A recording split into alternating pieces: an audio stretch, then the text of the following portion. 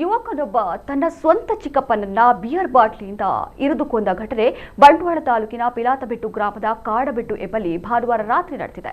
38 ವರ್ಷದ ಮಧುಸೂದನ್ ಮೃತ ವ್ಯಕ್ತಿ. ಇವರ ಅಣ್ಣ ಕೇಶವ ಪೂಜಾರಿ ಎಂಬವರ ಮಗ 23 ವರ್ಷದ ರಾಹುಲ್ ಬಂಧಿತ ಆರೋಪಿ.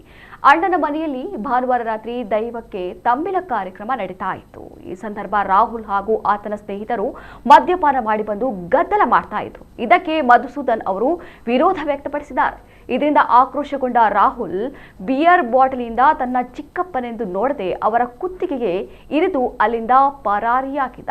ತಕ್ಷಣವೇ ಗಂಭೀರವಾಗಿ ಗಾಯಗೊಂಡಿದ್ದ ಅವರನ್ನ ಆಸ್ಪತ್ರೆಗೆ ಸಾಗಿಸಲಾಯಿತಾದರೂ ಯಾವುದೇ ಪ್ರಯೋಜನವಾಗಲಿಲ್ಲ. ಮೃತರು ಅವಿವಾಹಿತರಾಗಿದ್ದು ಎಲೆಕ್ಟ್ರಿಷಿಯನ್ ವೃತ್ತಿಯಲ್ಲಿದ್ದರು. ಆರೋಪಿ ರಾಹುಲ್ ಪೆಟ್ರೋಲ್ ಬಂಕ್ನಲ್ಲಿ ಕೆಲಸ ಮಾಡ್ತಾ ಇದ್ದ. ಇನ್ನು ಈ ಬಗ್ಗೆ ಪುಂಜಾಲಕಟ್ಟೆ ಪೊಲೀಸರು ತನಿಖೆ ನಡೆಸ್ತಾ ಇದ್ದಾರೆ. ಪರಿಸರದಲ್ಲಿ ಯುವಕರು ಗಾಂಜಾ ಸೇವಿಸ್ತಾ ಇದ್ದು ಅದರ ಪರಿಣಾಮದಿಂದ ಕೊಲೆ ನಡೆದಿದೆ ಎಂದು ಸ್ಥಳೀಯರು ಶಂಕೆ ವ್ಯಕ್ತಪಡಿಸಿದ್ದಾರೆ.